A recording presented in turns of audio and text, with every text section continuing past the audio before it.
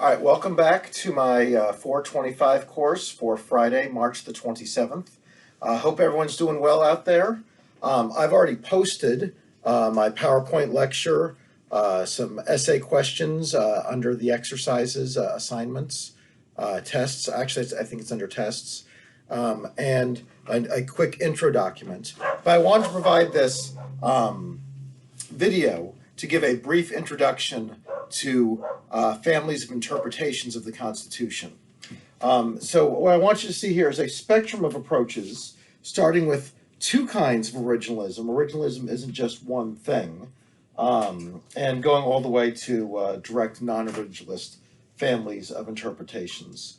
Within originalism, we have intentionalism, which focuses not on the actual words of the Constitution and the amendments, but as far as we can figure out the founders' intentions. Textualism, which in contrast focuses on the actual words of the Constitution, regardless of what the intentions may or may not have been.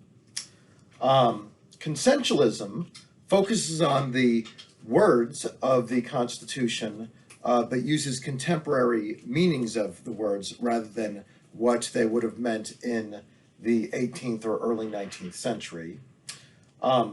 Structuralism isn't exactly a full school of interpretation, but it is a sort of a tool within approaches to interpretation that focuses on structures set up within the Constitution. Things like division of powers between legislature, executive, and judiciary, and between federal and state structures. Doctrinalism is the widespread approach used by all, especially in the lower courts, that focuses on precedent of previous judicial decisions rather than coming up with the court's own investigated for itself meanings of the Constitution. And then we have full-on non-originalisms that say we need to focus on the spirits or sort of very broad principles of the Constitution, whether or not the text actually addresses a contemporary issue.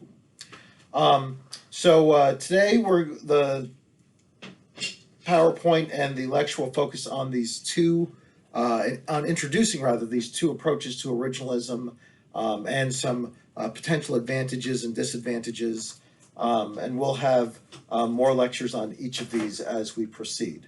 I'd also like to focus on one final thing.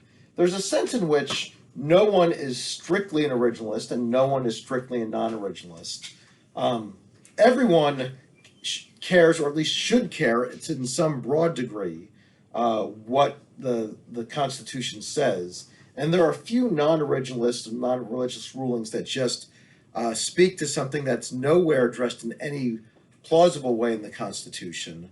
There's at least usually some attempts to connect things thematically. On the other hand, there's always a question, even no matter how originalist you are, in trying to figure out intentions and trying to broaden the principles there to apply them to more contemporary issues. So I think, frankly, sometimes I compare it to interpreting the Bible. No one is strictly a literalist, and no one is strictly a non-literalist. It's just a question of emphasis, which direction you want to default to when there are ambiguities and questions. All right, so I just wanted to give this quick video to introduce today. We'll talk a lot more about each of these in the days ahead. Please post any questions on the discussion thread. Note that I've noted some important assignments coming up in the Word document, including your peer review due on Monday, and you're all each going to do your own video presentation of your oral presentation of giving an overview of your paper. So we have a lot to look forward to.